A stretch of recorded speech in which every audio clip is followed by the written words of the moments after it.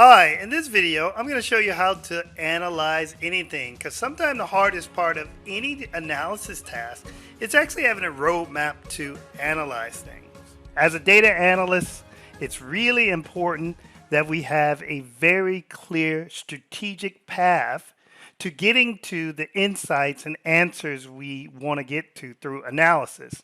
So I'm going to take you through each one of these steps, which span between goal, getting to a success and failure, trends, events, audiences, and maybe the need for repetition. So, as you see, there are questions that we need to answer. I'm going to take you through each one of these steps and give you a really sound foundation to analyze anything. So, first, we need a goal, a specific measurable hypothesis to investigate or test. And the key questions you want to ask at this stage, if you're dealing with your management or you've gotten a request to analyze a data set, you want to know what's the problem we are trying to solve. Now, that is your problem statement. That's your hypothesis. It may not be a problem, but we need to have something that we are working towards, whether it be like, why have sales increased? Which is a good problem. Or it might be something negative. Why have our sales fallen? So I wrote down some key questions, and we just covered one. We also want to know what assumptions or beliefs do you have about the problem that we're trying to solve. Now, this might be a question that you pose to management, and they may give you some domain knowledge that may help make your analysis more effective. And then we also want to know what data do we need to collect to test the hypothesis or solve the problem at this stage. So let's move over to our second step. The second step in our analysis is to understand what our analysis failure or success would look like. So we want to be able to define what criteria that we are using to measure whether this was successful or not. So the key questions that you can ask your management or whoever has tasked you with this analysis is, how will you measure whether your analysis was successful? And what would make this analysis successful or a failure?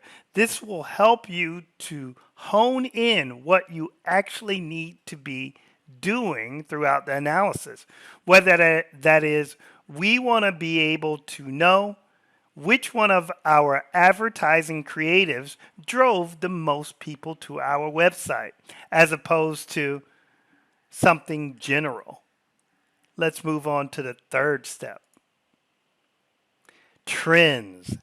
You want to be able to identify the significant actual trends or correlations or patterns or outliers in your data.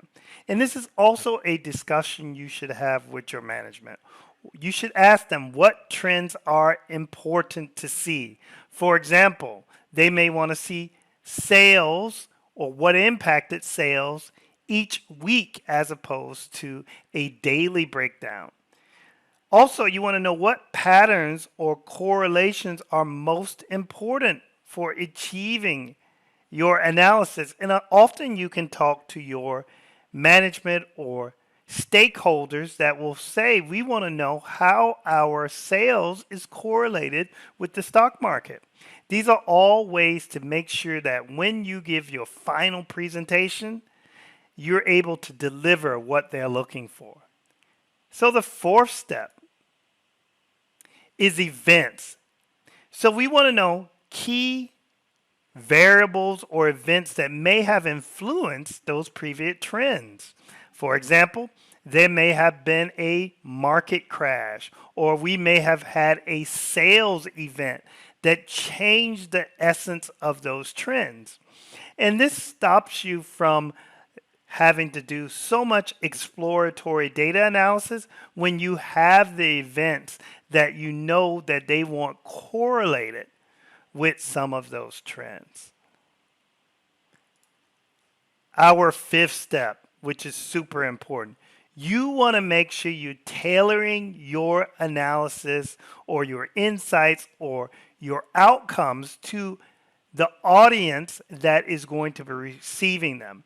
If you're giving a presentation to a bunch of statisticians, we know that we can leverage some of our math and formulas to make sure they have a firm understanding and also something they're interested in. If we're giving a presentation to a bunch of salespeople, we need to make sure that we are showing what has correlated with sales and things that they may find valuable. And you also need to make sure that you are understanding how to deliver these results, whether it be visual or through an email or through a detailed report. And I can tell you, this is one of the most important steps because I've been tasked with writing big reports. And also, you might be sending this to a very important executive and they just want one PowerPoint slide. So know your audience. And the final step, rinse and repeat. You may have to continually go back to the previous steps and understand whether your analysis is being effective or not. So some key questions you can ask yourself during your analysis: what new data or trends have emerged during this analysis that you may have to deal with? Do you need to revisit the initial hypothesis or revise it? Or we may need to go back and revise our goals. Or even the last step, which we may get a wider audience that we may need to make sure our analysis is generalized. So let's review what we've covered. We know we need to know what's the goal of our analysis and be able to formulate assumptions, and we're going to set really clear goals and objectives to our analysis. Next, we want to be able to define what is considered success or a failure. This gives us a map of our analysis. So we define the criteria that is going to set those clear goals and pathways and objectives to our analysis. Then we want to understand what are the trends. This is going to allow us to find actionable patterns and identify any significant or correlations or outliers that may be important to our business. That leads to us knowing what events drove those trends. And that's going to allow us to look for those key variables in our data. Then we want to make sure we understand the audience that we're delivering our insights or results to and tailor our communication so that the audience knows and understands the language and examples that are relevant to them.